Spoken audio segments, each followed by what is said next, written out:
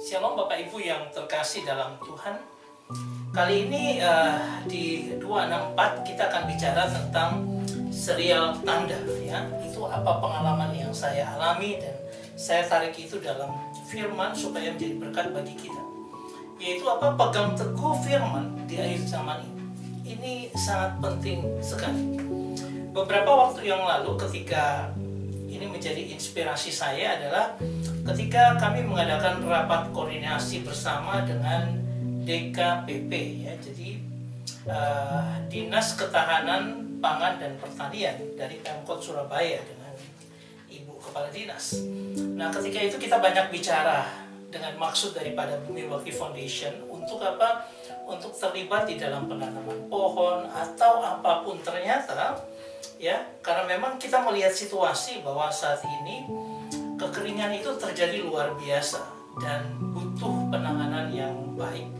Kalau Pemkot kesulitan, seharusnya swasta yang ikut bersama-sama. Jadi kita ingin membantu penanaman, entah penanaman tanaman produksi atau apapun, kita coba jajaki melihat situasi dan kondisi saat ini. Ketika hujan belum atau musim kemarau yang panjang membuat pohon-pohon ini, pohon-pohon di sekitar perumahan saya itu semua rata-rata pada kekeringan ya. Ini sangat kelihatan sekali ketika saya setiap kali lewat di sini, luar biasa kekeringan yang melanda saat ini. Itu masih di Surabaya, belum lagi kalau di daerah-daerah yang seperti Bojonegoro, Tuban dan sebagainya. Nah, beberapa waktu ini juga kalau kita melihat di televisi ya, kita bicara tentang kedaulatan pangan ya. Ini ada Ibu Megawati yang berbicara. Berapa bulan lagi PDI Perjuangan tidak akan pernah menyerah di dalam menjalankan ini adalah kedaulatan pangan yang sedang ditawarkan oleh PDIP ya.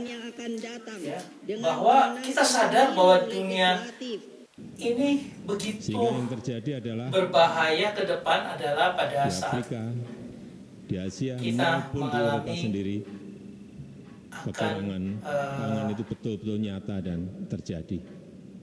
Tadi saya bisik-bisik ke beliau masalah kedaulatan pangan ini. Nanti habis dilantik, besoknya langsung masuk ke daulatan pangan. Nggak usah lama-lama. Perencanaannya disiapkan sekarang, begitu dilantik besok langsung masuk ke kerja kedaulatan pangan. Ya. Jadi ini kita begitu menyadari tentang bagaimana butuhnya akan kedaulatan pangan itu.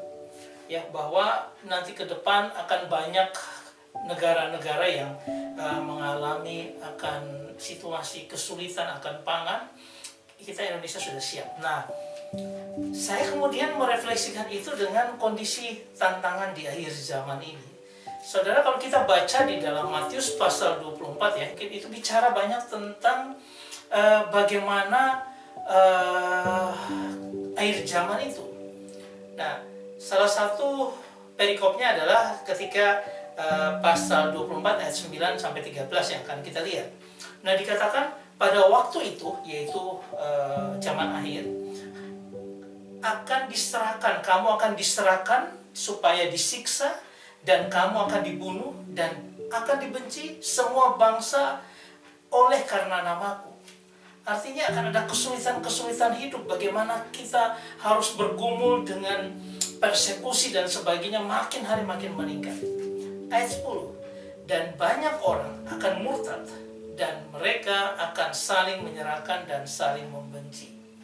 Kita sudah bisa melihat sekarang ya, bagaimana orang saling menyerahkan, saling membenci. Setiap berita di televisi ataupun di medsos dan sebagainya, bagaimana kebencian itu dimunculkan. Sekarang perang bukan hanya perang di Rusia dan Ukraina, tapi sekarang mulai nyerempet ke Palestina dan Israel. Nah, nanti akan menyerempet ke tempat-tempat yang lain ya. Ada saling benci. Pada ayat 11 dikatakan banyak nabi palsu akan muncul dan menyesatkan banyak orang. Artinya bahwa nabi palsu yang selama ini diam-diam saja, kemudian akhirnya muncul ke permukaan dan menyesatkan banyak orang. Ya, beberapa waktu ini kita lihat bahwa ada yang berkata bahwa Yesus itu bukan juru selamat sejati. Dia bukan gembala yang sejati, dia bukan Allah yang sejati. Karena apa? Yesus tidak setara dengan Allah. Dan ini dikatakan oleh orang besar sehingga bisa menyesatkan begitu banyak orang dari pandangan konservatif yang selama ini ada. Ini berbahaya sekali ketika kita sudah melihat ada subordinasi daripada Allah Tritunggal, bahwa tidak ada itu Allah Tritunggal. Yang ada adalah Yahweh, Yehova, yang kemudian logosnya itu yang masuk dalam diri Yesus yang adalah manusia, manusia apa adanya manusia, dan kemudian akhirnya diangkat menjadi Tuhan. Ada lagi yang terakhir, menyatakan bahwa Alkitab itu bukan firman Allah. Ya, bahkan kata-kata pendeta itu bukan firman Allah. Ya. Padahal kalau kita lihat firman Allah itu bisa dalam bentuk pribadi Yesus yang adalah firman, tapi juga perkataannya yang ditulis dalam Alkitab dan sebagainya.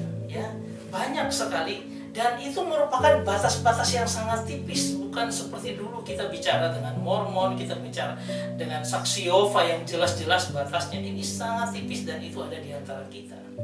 Nah, kemudian apa? Dan karena makin bertambahnya kedurhakaan dan kasih kebanyakan orang akan menjadi dingin. Orang makin hari makin bertambah kedurhakaan. Banyak pemberitaan tentang bagaimana mutilasi, kejahatan-kejahatan itu berkembang dengan luar biasa. Dan kasih kebanyakan orang akan menjadi dingin. Saudara, kalau kita melihat bahwa pangan yang akan melanda, artinya kita butuh ketahanan pangan karena kita takut bahwa akan ada kelangkaan pangan dan sebagainya. Tapi kita harus ingat bahwa rohani itu, makanan rohani kita juga harus diperhatikan. Dan sekarang lagi digerogoti, tergerus oleh kondisi zaman. Kalau kita anak-anak Tuhan tidak kuat untuk memberikan asupan makanan yang cukup, saat-saat ini kita terus belajar akan firman, akan berbahaya bagi pandangan kita.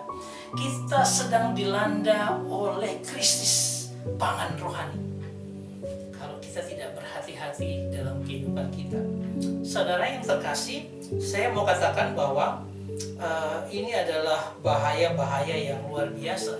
Kalau kita baca ya, misalnya kita melihat dari frasa di mana makin bertambah kedurhakaan dan kasih akan menjadi dingin, yaitu dikatakan sebagai pletintenai ten anomia.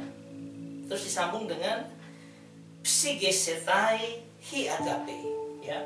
Pletintenal itu artinya to be multiplied, artinya makin bertambah besar, terus bertambah, berjumlahnya makin bertambah banyak. Dan anomian itu adalah disebut dengan lawlessness, artinya apa? Tidak lagi punya hukum, tidak lagi punya aturan, sudah sembarangan.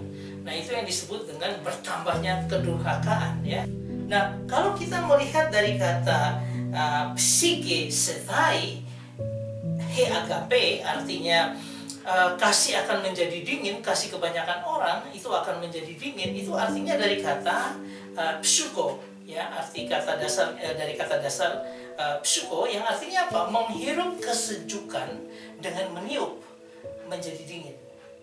Artinya gini, seperti kalau kita di ruangan udara dingin, secara perlahan ketika kita menghirup akan udara dingin masuk. Nah, akhirnya kita akan nafas kita juga menjadi dingin karena udara dingin. Nah, itu terjadi pelan-pelan ya, tanpa menimbulkan sesuatu yang tiba-tiba, tetapi pelan-pelan, dan akhirnya tubuh kita menjadi sangat dingin. Nah, ini adalah sama dengan energi rohani yang dirusak atau didinginkan oleh angin yang berbahaya dan beracun. Nah, angin yang berbahaya beracun adalah macam-macam pengajaran-pengajaran sesat itu. Ya, sehingga saya mau katakan kasih kebanyakan orang agape itu akan semakin dingin karena apa? Digerus oleh bermacam-macam kesulitan hidup. Ya, di situ bilang kita disiksa, dibenci, kemudian saling menyerahkan dan sebagainya. Dan ada orang-orang yang menyesatkan. Ini yang menjadi tantangan kita dapat. Sehingga apa? Kita harus hati-hati.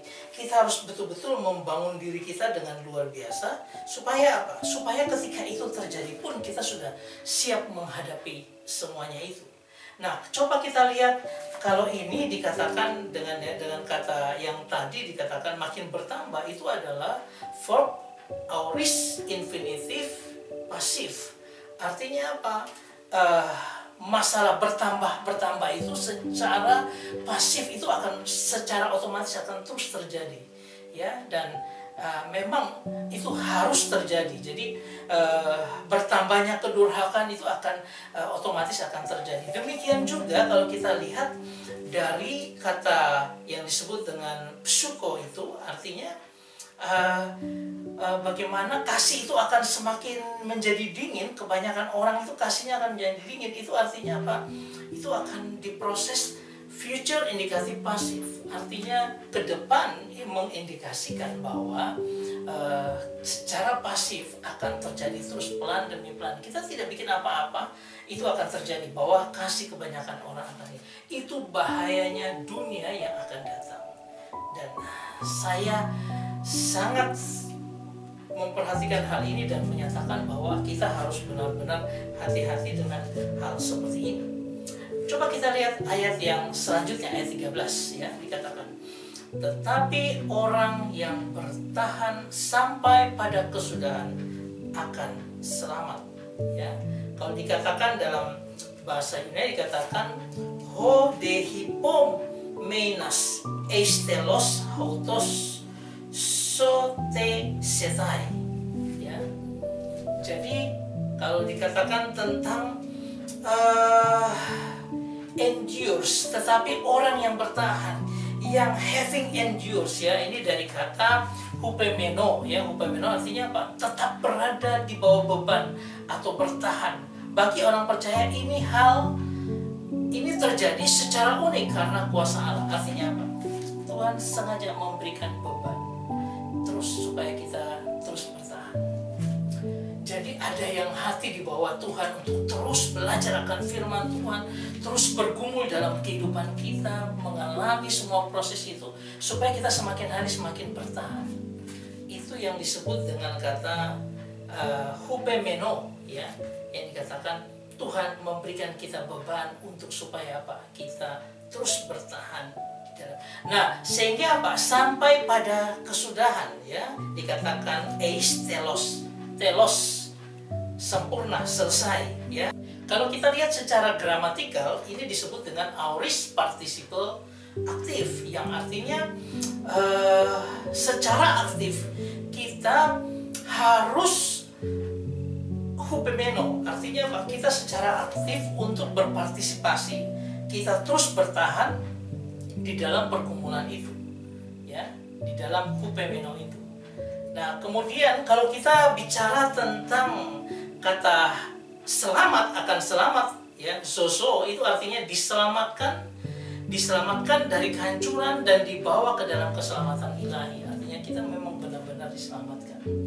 Dan itu memiliki gramatikal adalah verb future indikatif pasif. Artinya apa? Nantinya, ke depannya kita akan diselamatkan. Kita pasti akan diselamatkan, ke depan akan diselamatkan. Dan itu menunjukkan pasif. Artinya apa? Tuhan yang akan membawa kita sampai pada keselamatan yang Dia sudah janjikan.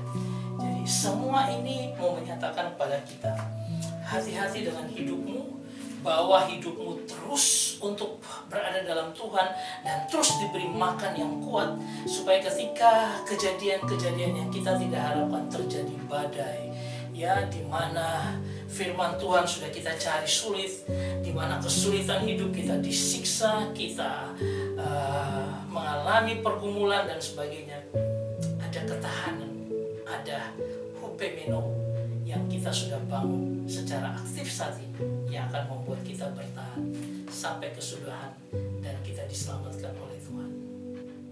Saya gambarkan ini seperti yang diiklankan, ya, seperti ini. Ini ada boneka-boneka yang menggunakan baterai, ya, terus memukul, dan akhirnya baterai yang lain sudah shock, tapi Duracell masih tetap ada, terus dia tetap memukul terus. Nah, itulah yang kita mau gambarkan dengan apa yang kita sebut dengan bertahan. Mari kita bertahan seperti itu. Terus menerus bangun diri kita, kita charger diri kita dalam Tuhan, dalam firman-Nya, sehingga ketika badai ya yang terjadi ke depan kita tidak tahu, ada angin ajaran sesat, kita bisa punya kekuatan sehingga kita bisa melawan semuanya dan tidak terbawa arus. Karena apa? Ada kekuatan yang Tuhan bangun, endurance yang ada dalam kehidupan kita. Saya berharap ini menjadi berkat dalam kehidupan kita, sehingga apa? Kita tetap bertahan teguh sampai dengan akhir, sampai dengan bertemu dengan Tuhan Yesus. Tuhan memberkati kita.